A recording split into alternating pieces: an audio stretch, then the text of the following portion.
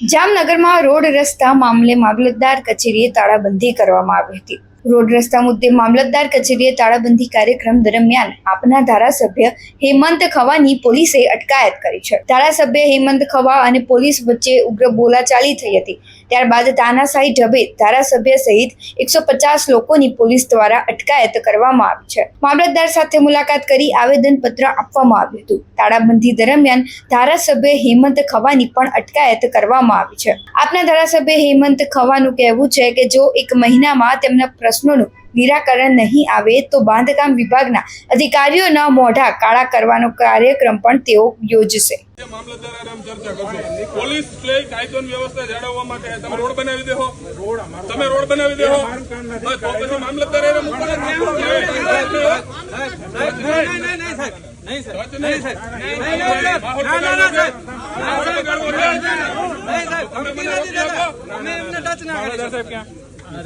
મામલતદાર સાહેબ આવી જાઓ આગળ।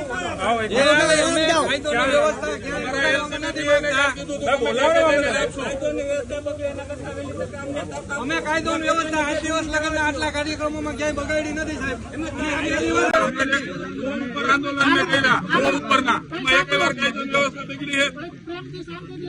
વરસાદમાં 4 કિલોમીટર વિદ્યાર્થીઓ આલી લેવા તમને નથી આવતી। વ્યવસ્થા બગાડશે નહીં, બાકી હું પછી BNSS ની કલમ પ્રમાણે છે હુકમ કરી પોલીસ શાંતિથી આપી જાઓ। એક મિનિટ મામલતદાર શ્રી, એક વાત કરું। તમે BNSS ની વાત કરી, મને ખબર છે તમે છેલ્લે રસ્તામાં જ્યાં એક્સિડન્ટ થાય ત્યાં આપણે બ્લેક પોઈન્ટ જાહેર કરવાનું હોય, છેલ્લી મીટિંગ ક્યારે મળી હતી? કલેક્ટરશ્રીના અધ્યક્ષસ્થાને હોય અને મામલતદાર એના સભ્યો છે। છેલ્લા 2 વર્ષથી આ બ્લેક પોઈન્ટ જાહેર કરવા માટેની વારંવાર જે રસ્તાના એક્સિડન્ટો થતા હોય ત્યાં બ્લેક પોઈન્ટ જાહેર કરવો જોઈએ, એના માટેના જરૂરી બોર્ડ મુકાવવા જોઈએ। આવું BNSS ના કાયદામાં છે। તમે BNSS ની વાત કરીને એટલે હું કહું, હું જાજુ ભણેલો નથી પણ ગણેલો ખૂબ છું નાનપણથી જ એમાં।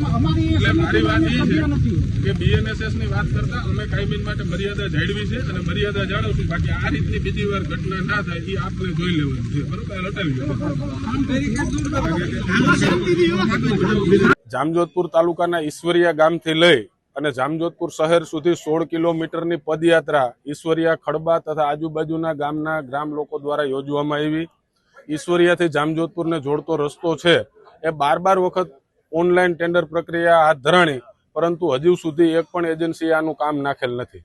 જ્યારે સમગ્ર જામનગર જિલ્લાની આ અંગે તપાસ કરી ત્યારે અમારા ધ્યાનમાં આવ્યું કે ફક્ત એક ઈશ્વરિયાનો રોડ નહીં પણ જામનગર જિલ્લાના 55 રસ્તાઓ, દેવભૂમિ દ્વારકા જિલ્લાના 62 જેટલા રસ્તાઓ અને જુનાગઢ જિલ્લાના 42 જેટલા રસ્તાઓ છેલ્લા 21 મહિનાથી મંજૂર થવા છતાં પણ SORના ભાવ ખૂબ નીચા હોવાના કારણે કોઈ એજન્સીઓ ટેન્ડર ઉપાડવા તૈયાર નથી। આ અંગે 4 વખત માનનીય મુખ્યમંત્રીશ્રીને રૂબરૂ મળીને રજૂઆત કરી, એમના સલાહકારો સાથે, એમના સચિવો સાથે કલાકો સુધી બેસી અને અમારો પ્રશ્ન એના ધ્યાને મૂક્યો છે, છતાં પણ 21 મહિનામાં સરકારનું આ અંગે યોગ્ય ધ્યાન નથી ગયું। ત્યારે ના છૂટકે આજે અમારે મામલતદાર કચેરીને તાળાબંધી કરવા જવાની ફરજ પડી છે અને સમગ્ર સૌરાષ્ટ્રના રસ્તાઓની હાલત ખૂબ જ ખરાબ છે।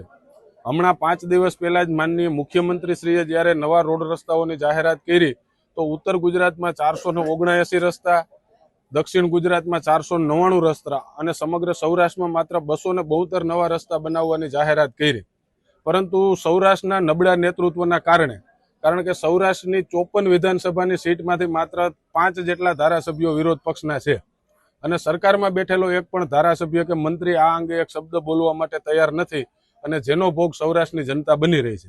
આના માટે થઈને આજે અમે આ પદયાત્રા યોજી છે। આગામી 1 મહિનાની અંદર જો અમારા પ્રશ્નનું નિરાકરણ નહીં આવે તો અમે બાંધકામ વિભાગના અધિકારીઓના મોઢા કાળા કરવાની અને જામનગર જિલ્લા પંચાયત કચેરી ખાતે બાંધકામ વિભાગની જે ઓફિસ છે આમે અહીંયા 50% જેટલો સ્ટાફ છે એ કચેરીને તાળાબંધી કરવાની અમારી ફરજ પડશે।